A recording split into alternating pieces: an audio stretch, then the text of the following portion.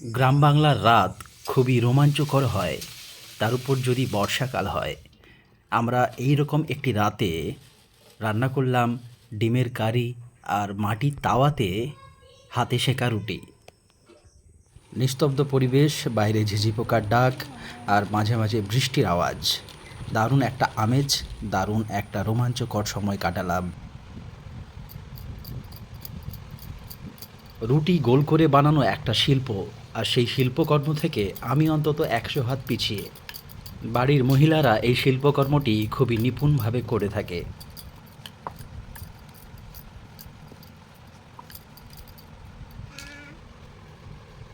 গ্রামের মানুষ মূলত রান্নার কাজে যে উনুন জ্বালানোর জন্য জ্বালানি ব্যবহার করে সেগুলি কাঠ, পাটকাঠি কিংবা কাঠের গুঁড়ি। মাটির উনুন, কাঠের আগুন আর মাটির তাওয়াতে রান্না করলে রান্নায় একটা আলাদা স্বাদ আসে। এই পদ্ধতিতে রান্না অনেক দিন আগে থেকেই চলে আসছে। গ্রাম বাংলায় এই পদ্ধতি এখনও রয়ে গেছে। তবে অনেকেই এই মাটির তাওয়া ব্যবহার না করে এখন লোহার তাওয়া ব্যবহার করে থাকেন। রুটিগুলি তাওয়াতে অল্প সেদ্ধ হয়ে গেলে এগুলিকে আবার আগুনে একটু সেঁকে নেওয়া হয়।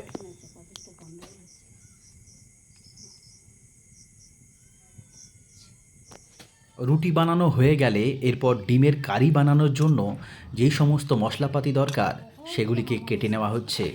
তার মধ্যে রয়েছে আদা, রসুন, আলু এবং পেঁয়াজ।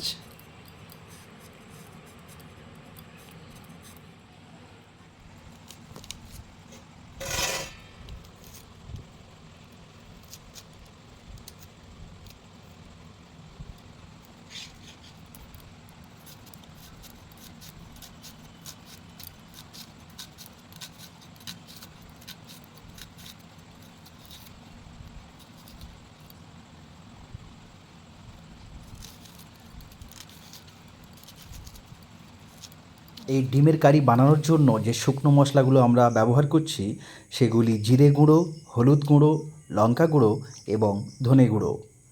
প্রথমে আমরা সর্ষের তেল দিয়ে আলুগুলিকে ভেজে নেব।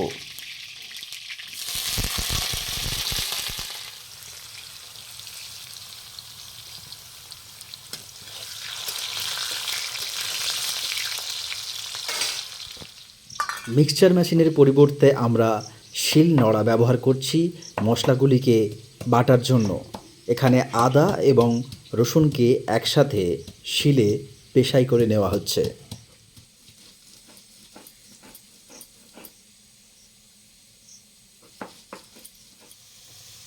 এরপর সেদ্ধ যে ডিমগুলি সেগুলিকে আমরা ছাড়িয়ে নিচ্ছি। যদিও বা আমাদের দুর্ভাগ্য যে ডিমগুলি ঠিকমতো ছাড়ানো হয়নি।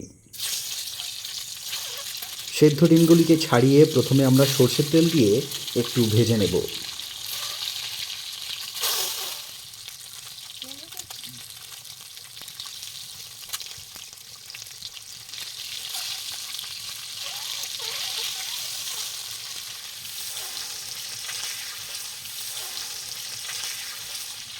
ডিমগুলি যখন একটু লাল লাল করে ভাজা হবে তখন ডিমগুলিকে তুলে নেব। এরপর গরম তেলে তেজপাতা এবং একটা শুকনো লঙ্কা দিয়ে ভেজে নেব।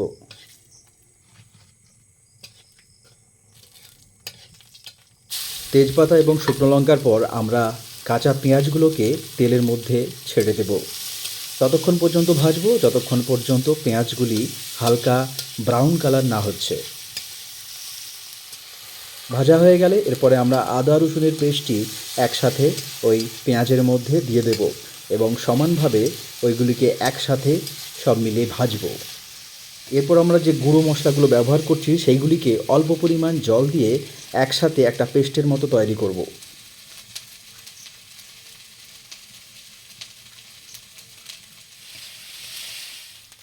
আদা রসুন এবং পেঁয়াজ মোটামুটি ভাজা হয়ে গেলে সেই পেস্টটি এর মধ্যে দিয়ে কষাতে থাকবো।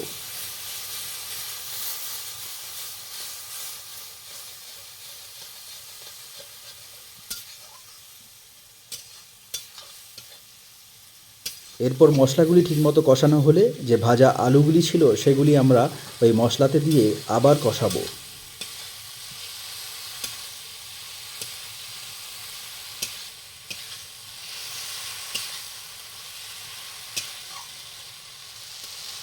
দুটো সবুজ কাঁচা লঙ্কা ব্যবহার করব, মশলার স্বাদটা যেন আরও বেশি ভালো হয়।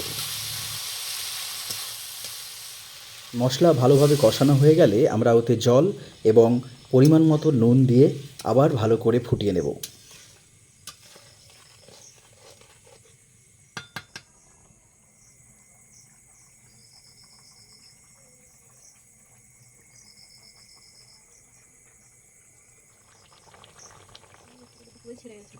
ঝোল যখন ঠিকমতোভাবে ফুটে যাবে তখন আমরা ভাজা ডিমগুলো এর মধ্যে দিয়ে দেব।